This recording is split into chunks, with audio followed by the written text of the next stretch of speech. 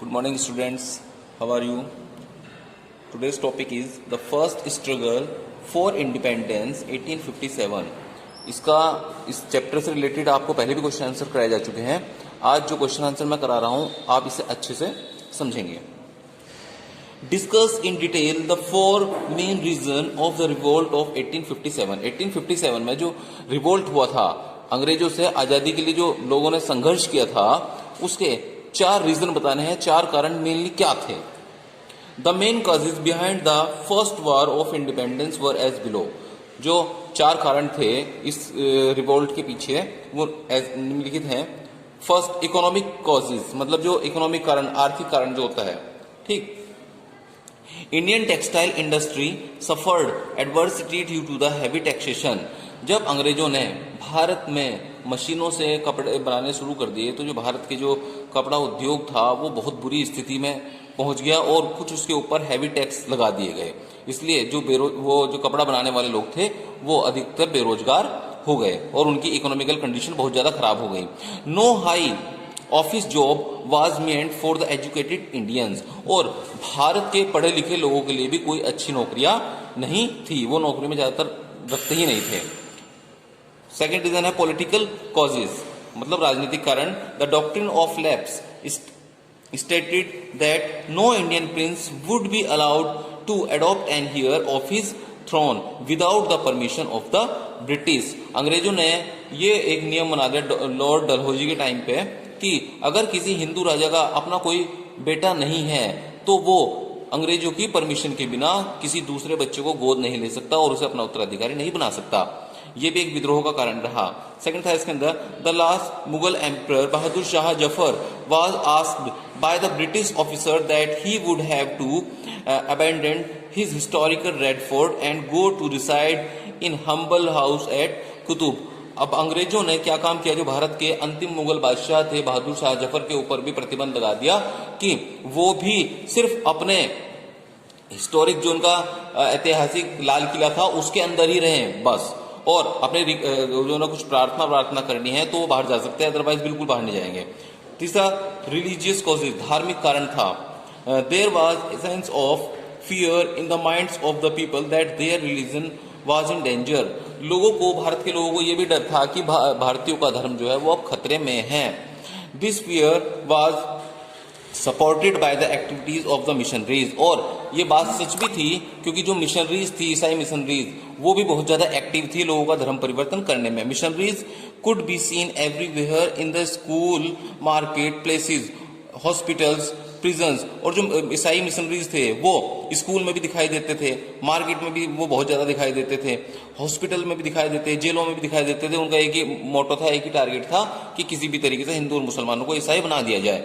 They converted many Hindus and Muslim. और उन्होंने बहुत सारे हिंदू और मुसलमानों को ईसाई धर्म में कन्वर्टेड कर दिया.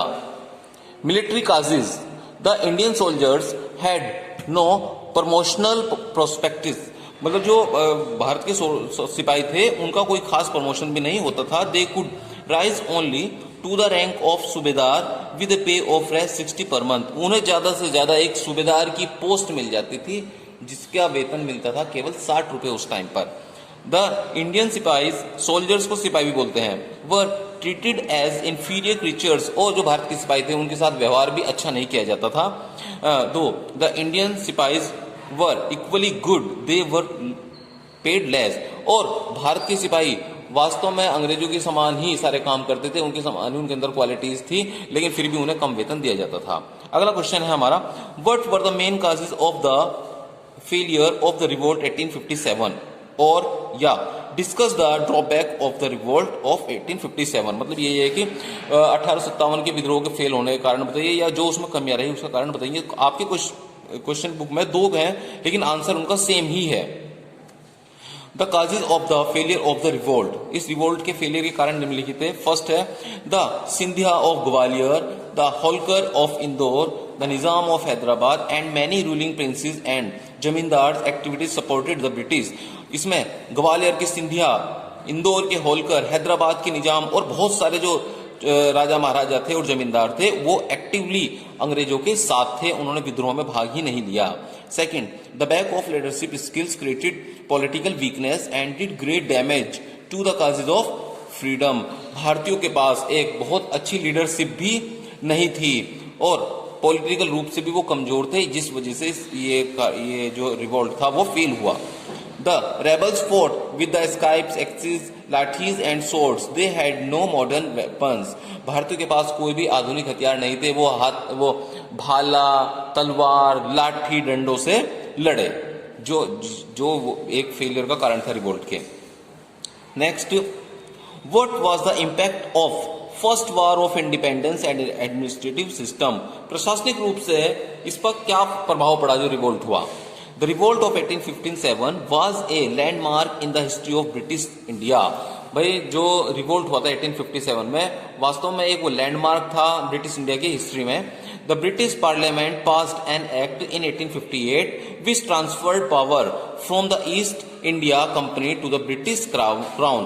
ब्रिटिश पार्लियामेंट ने एक एक्ट पास किया 1858 में, जिसमें जो ब्रिटिश ईस्ट इंडिया कंपनी की पावर थी, शक्तियां थी, अधिकार थे, वो सारे के सारे ब्रिटिश क्राउन को दे दिए गए। Queen Victoria was proclaimed as the empress of India, और जो ब्रिटेन की महारानी थी विक्टोरिया, उसे भारत की भी महारानी घोषित कर दिया गया। Lord Canning was appointed as the first viceroy of India, और लॉर्ड कैनिंग को भारत का पहला वाइसराय बना दिया गया। Next question, discuss the role played by any two leader of revolt. इस विद्रोह में जो दो मुख्य वो नेता थे उनके बारे में आप लोग बताइए। पहला था कंवर सिंह।